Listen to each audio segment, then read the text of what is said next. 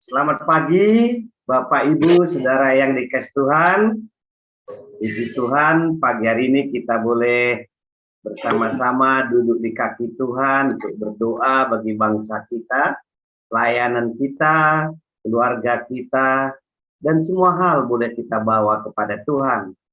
Sebelum kita menyampaikan doa-doa kita, mari kita merenungkan kebenaran firman Tuhan untuk kita hari ini. Saya ambil dari kitab Injil Lukas pasal yang ke-1 ayat yang ke-34 sampai 38. Saya akan bacakan bagi kita. Kata Maria kepada malaikat itu, "Bagaimana hal itu mungkin terjadi karena aku belum bersuami?" Jawab malaikat itu kepadanya, "Roh Kudus akan turun atasmu, dan kuasa Allah yang Maha Tinggi akan menaungi engkau. Sebab itu anak yang kau lahirkan itu akan disebut kudus, anak Allah. Dan sesungguhnya Elisabet anakmu itu, ia pun sedang mengandung seorang anak laki-laki pada hari tuanya. Dan inilah bulan yang ke-6 bagi dia, yang disebut mandul itu. Sebab bagi Allah tidak ada yang mustahil." Kata Maria, "Sesungguhnya aku ini hamba Allah, hamba Tuhan. Jadilah padaku menurut perkataan itu." Lalu malaikat itu meninggalkan dia. Bapak Ibu Saudaraku yang dikasih Tuhan, ayat yang kita baca ini seringkali disampaikan waktu khotbah-khotbah Natal.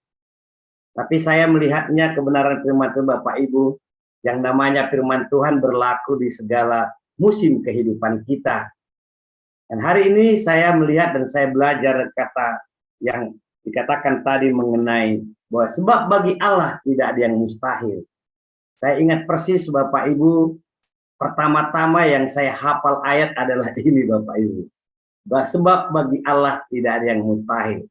Artinya sebenarnya setiap orang yang percaya kepada Tuhan, ya, bagi Allah tidak ada yang mustahil. Juga bagi orang yang percaya kepada Tuhan, bagi saudara, tidak ada yang mustahil. Artinya Tuhan memberikan kepada kita kekuatannya untuk mengalahkan sesuatu yang mustahil dalam kehidupan kita sebagai orang-orang yang percaya kepada Tuhan. Latar belakang dari kebenaran firman Tuhan ini Bapak Ibu, Injil di dalam kitab Matius, Markus, Lukas, Yohanes, itu adalah akhir daripada 400 tahun Bapak Ibu, Tuhan tidak berbicara kepada umat Israel. Berarti itu ada sekitar 6-7 generasi. Sebelumnya Tuhan bicara melalui nabi-nabinya, melalui imam-imam Bapak Ibu. Tetapi karena Tuhan mau berdiam diri, Tuhan tidak mau berbicara. Kemudian 400 tahun kemudian Tuhan berbicara. Dan akhirnya sampailah kepada kitab Injil ini, kitab Matius, Markus, dan Lukas ini. Dan firman Tuhan itu sampai kepada seorang perempuan yang namanya Maria Bapak Ibu. Maria berkata bahwa sebab bagi Allah tidak ada yang mustahil. Itu mengajarkan kepada kita Bapak Ibu yang dikasih Tuhan Yesus Kristus, bahwa sebenarnya sesuatu yang sulit, sesuatu yang berat, sesuatu tantangan di dalam kehidupan kita, karena bagi Allah yang tidak mustahil, maka kita akan bisa menyelesaikan di dalam kehidupan kita. Saya mencatat Bapak Ibu setidaknya 3 hal yang bisa kita lakukan supaya kita Bapak Ibu yang mustahil itu menjadi tidak mustahil dalam kehidupan kita. Yang pertama Bapak Ibu, saya melihatnya adalah bahwa Tuhan Bapak Ibu sebenarnya mau Bapak Ibu menyerah kepada kita, bahwa kita bisa mengalahkan raksasa kesulitan dalam kehidupan kita Bapak Ibu. Waktu kita percaya kepada Tuhan, percaya akan kuasa Tuhan. Artinya kita tidak boleh membatasi kuasa Tuhan bekerja dalam hidup kita. Itu poin yang pertama. Bagaimana Tuhan bisa memakai Maria? Bagaimana sesuatu yang mustahil bagi Maria, tapi itu terjadi karena bagi Tuhan tidak yang mustahil. Artinya Maria yang memberikan kesempatan bagi dia untuk dipakai oleh Tuhan. Dia tidak membatasi kuasa Tuhan bekerja melalui hidupnya. Maria memberikan hidupnya naik level Bapak Ibu. Dari seorang gadis desa Nazaret menjadi Bapak Ibu, ibu Tuhan Yesus secara manusia. Rahimnya Maria dipakai oleh Tuhan untuk melahirkan juru selamat bagi kehidupan kita, orang-orang yang percaya kepada Tuhan. Jadi Bapak Ibu dikasih Kristus, bagaimana supaya yang mustahil dalam kehidupan kita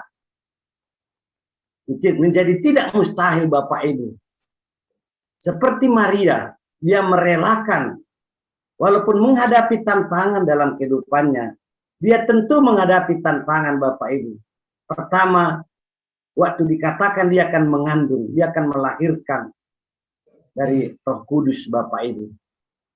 Dia mempunyai pergumulan yang berat, persoalan yang berat. Kenapa? Ada 3 hal yang mungkin tantangan. Dalam zaman budaya orang Israel waktu itu. Kalau seorang Bapak Ibu hamil di luar nikah, seperti lazimnya kebudayaan mereka, itu dia akan dirajam. Dia akan dirajam mati. Yang kedua juga tantangan dari keluarganya. Kenapa dia bisa hamil di luar nikah seperti itu? Walaupun mungkin kalau dijelaskan ini dari Roh Kudus, dari Tuhan, tentang Tuhan dan sebagainya. Tapi tantangan juga bagi dia karena dari keluarganya juga. Dan juga mungkin tantangan yang berat kita dari Yusuf. Tunangannya Bapak Ibu. Jadi Maria menghadapi tantangan untuk melahirkan juru selamat kita. Tetapi dia membiarkan Tuhan bekerja di dalam kehidupannya.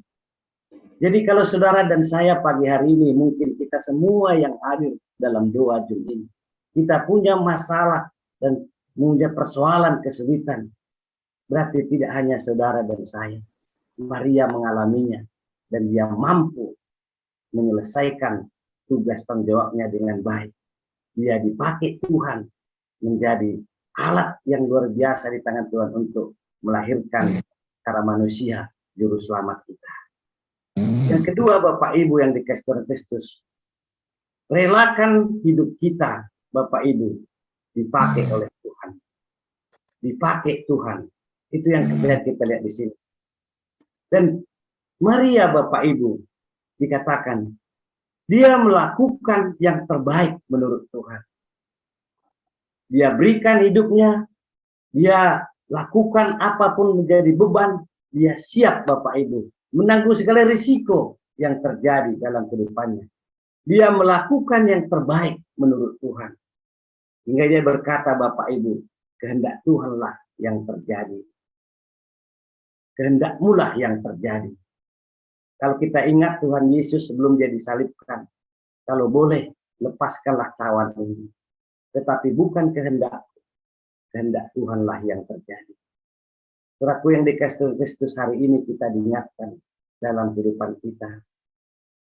Kita harus melakukan yang terbaik di dalam kehidupan kita menurut Tuhan. Kalau kita melakukan yang terbaik menurut Tuhan, itu yang dirindukan oleh Tuhan, bukan menurut kita. Karena Tuhan mau kita berjalan, kita melakukan segala sesuatu dengan kekuatan Tuhan, bukan mengandalkan kekuatan kita. Tuhan mau kita seturut dengan kehendak Tuhan. Tuhan mau kehendak Tuhanlah yang terjadi dalam hidup kita, bukan kehendak kita. Tuhan mau kita berkenan kepada Tuhan, bukan berkenan kepada dunia ini, bukan berkenan kepada manusia, tapi kita berkenan kepada Tuhan. Kalau kita berkenan kepada Tuhan, otomatis Bapak Ibu itu akan berkenan kepada manusia. Laku yang dikasih Tuhan Yesus Kristus hari ini, kita mau diingatkan oleh Tuhan. Mari kita Bapak Ibu mengalahkan kemustahilan di dalam kehidupan kita. Karena kita Bapak Ibu adalah orang-orang yang siap dipakai oleh Tuhan. Kita tidak membatasi kuasa Tuhan bekerja dalam hidup kita. Saya percaya dan saya yakin mungkin ada banyak hal di depan yang mungkin menjadi tantangan-tantangan, menjadi raksasa-raksasa dalam kehidupan kita. Tapi melalui kehidupan Maria ini, Ibu Yesus ini, kita diajarkan oleh firman Tuhan.